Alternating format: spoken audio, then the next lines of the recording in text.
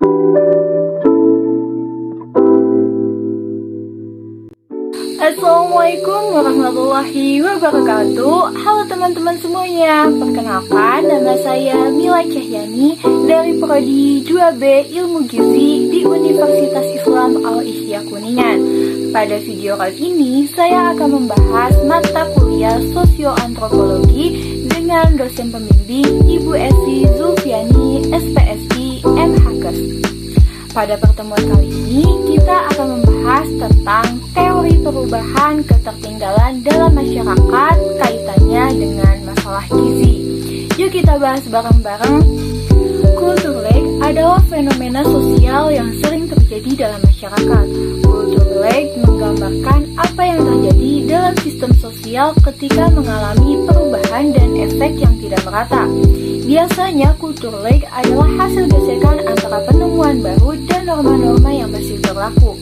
Dalam masyarakat, kultur lag adalah proses yang berkaitan dengan perubahan yang berlangsung cepat.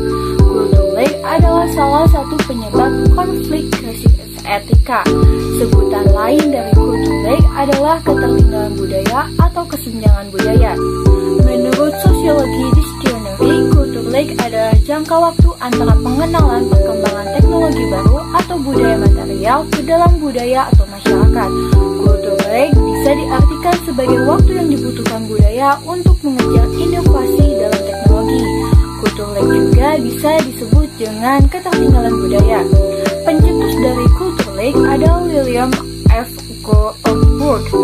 Isi teori kultur lag adalah menyatakan bahwa ada kesenjangan antara nilai-nilai budaya tradisional dan realitis teknis di dunia. Ketertinggalan budaya terjadi ketika teknologi berkembang lebih cepat daripada aspek budaya non-materi. Dengan kata lain, kultur lag adalah ketika perubahan teknologi atau sesuatu yang serupa seperti alat berkembang lebih cepat daripada yang didapat diproses oleh masyarakat. Istilah kultur lag diciptakan oleh William F. Ogburn pada tahun 1992 dalam karyanya Social Change with Respect to Culture and Original Nature. Kultur lag atau ketertinggalan budaya adalah periode yang terjadi ketika budaya dan material berjuang untuk beradaptasi dengan kondisi material yang baru. Ogburn memperhatikan bahwa budaya material cenderung berkembang dan maju lebih cepat daripada budaya non-material. Budaya mengacu pada ide, kebiasaan, pemikiran, perilaku, dan segala sesuatu kebiasaan dalam kehidupan sehari-hari. Budaya memiliki dua aspek material dan non-material. Aspek material mengacu pada bagian budaya yang lebih nyata, seperti teknologi, pakaian, mobil, telepon, dan apapun yang dapat dilihat dan disentuh daripada diamati. Sedangkan aspek non-material mengacu pada bagian budaya yang tidak berwujud seperti bahasa, ideologi, norma, nilai, gerak tubuh, dan lain-lain. Ogburn merasa bahwa budaya material cenderung lebih maju dengan pesat, sedangkan norma-norma masyarakat cenderung menolak perubahan dan maju jauh lebih lambat. Lalu bagaimana kultur lag terjadi? Budaya masyarakat bisa berubah seiring waktu, baik itu dalam aspek material ataupun non-material. Seringkali budaya material cenderung mengalami perubahan lebih cepat daripada aspek non-material. Ini membuat teknologi cenderung berkembang sebelum masyarakat menyesuaikannya. Menurut Sosiologi Group, kultur lag terjadi ketika budaya non-material tidak mampu mengimbangi budaya material. Kultur lag dianggap terjadi karena nilai-nilai dan ideologi serta cara berpikir cenderung berkembang lebih lambat daripada teknologi. Efek kultur lag pada masyarakat adalah kultur lag menciptakan masalah bagi masyarakat dengan cara yang berbeda. Ketertinggalan yang diciptakan kultur lag memunculkan masalah dan konflik sosial.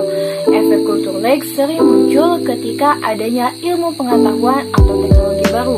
Contohnya, munculnya penelitian sel punca telah memunculkan banyak teknologi medis baru yang berpotensi menguntungkan. Namun teknologi baru ini juga menimbulkan pernyataan etis yang serius tentang penggunaan sel punca dalam pengobatan. Kultur pada kasus ini adalah ketakutan orang untuk menggunakan praktik medis baru yang mungkin bermanfaat karena masalah etika. Hal ini menunjukkan bahwa benar-benar ada keterputusan antara antara budaya material atau penelitian sel induk dan budaya non-material atau masalah dengan etika. Kultur lag dipandang sebagai masalah etika yang kritis karena kegagalan untuk mengembangkan konsensus sosial yang luas tentang penggunaan teknologi modern yang tepat dapat menyebabkan rusaknya solidaritas sosial dan munculnya konflik sosial. Selanjutnya, hubungan teori ketertinggalan dalam masyarakat kaitannya dengan masalah gizi. Kultur shock dan kultur lag adalah istilah yang sering dikaitkan dengan kultur shock. Keduanya bahkan kerap tertukar penyebutannya. Kultur lag dan kultur shock adalah kondisi yang berbeda. Kultur shock diartikan sebagai guncangan budaya atau kejutan budaya. Kultur shock menggambarkan perasaan negatif yang dimiliki seseorang ketika menyesuaikan diri dengan budaya baru. Kultur shock mengacu pada perasaan ketidakpastian, kebingungan, atau kecemasan yang mungkin dialami orang ketika menghadapi keadaan yang asing atau baru. Sementara kultur lag mengacu pada gagasan bahwa masyarakat membutuhkan waktu untuk menyesuaikan diri dengan perubahan teknologi atau sosial. Kultur lag biasa menyebabkan timbulnya kultur shock. Misalnya, calon orang tua dapat menggunakan rekayasa genetika untuk memilih warna mata atau jenis kelamin anak mereka yang belum lahir. Namun, banyak orang melihat jenis rekayasa genetika ini sebagai tidak etis dan percaya itu tidak menyebabkan konsekuensi sosial yang tidak diinginkan. Ini adalah contoh dari kultur lag. Contoh kultur lag dalam gizi adalah dalam pengolahan pangan atau teknik pangan dan informasi nilai gizi. Lalu hubungan kultur lag dengan gizi adalah saat ini di dalam era globalisasi di mana terjadinya perubahan gaya hidup dan pola makan. Indonesia menghadapi permasalahan gizi ganda. Di satu pihak, masalah gizi kurang yang pada umumnya disebabkan oleh kemiskinan, kurangnya persediaan pangan, kurang baiknya kualitas lingkungan, kurang baiknya pengetahuan masyarakat tentang gizi. Selain itu, masalah gizi lebih yang disebabkan oleh kemajuan ekonomi pada lapisan masyarakat tertentu disertai dengan kekurangan pengetahuan tentang gizi. Peningkatan pendapatan pada kelompok karakter tertentu menyebabkan perubahan gaya hidup dan pola makan. Perubahan pola makan ini dipercepat dengan maraknya arus budaya makanan asing yang disebabkan berkurangnya aktivitas fisik masyarakat tertentu. Perubahan pola makan dan aktivitas fisik ini berakibat semakin banyaknya penduduk dengan golongan tertentu mengalami masalah gizi lebih berupa kegemukan dan obesitas. Perubahan gaya hidup atau perilaku jangka panjang sebagai konsekuensi langsung ataupun tidak langsung dari perubahan sosial, budaya, dan ekonomi masyarakat. Perubahan gaya hidup adalah pada gilirannya akan mempengaruhi makan baik secara kualitas maupun kuantitas. Berkaitan dengan pengaruh budaya terhadap asupan makan kepada keluarga dengan kegiatan ekonomi suatu kelompok masyarakat, suatu negara, atau suatu bangsa mempunyai pengaruh yang kuat dan kekal terhadap apa, kapan, dan bagaimana penduduk makan. Kebudayaan masyarakat dan kebiasaan pangan yang mengikutinya berkembang sekitar pangan dan penggunaan yang cocok. Pola kebudayaan ini mempengaruhi orang dalam memilih pangan, jenis pangan yang harus diproduksi, pengolahan, penyaluran, dan penyajian. Faktor sosial budaya yang mempengaruhi status gizi adalah pengetahuan, distribusi pangan, pantangan makanan, dan jumlah anggota keluarga. Koncaraningrat juga menjelaskan untuk melihat kondisi sosial seseorang, maka perlu diperhatikan faktor pengetahuan, kebudayaan suatu keluarga, kelompok masyarakat, negara, atau bangsa mempunyai pengaruh yang kuat terhadap apa dan bagaimana penduduk makan, atau dengan kata lain, pola kebudayaan mempengaruhi orang dalam memilih pangan.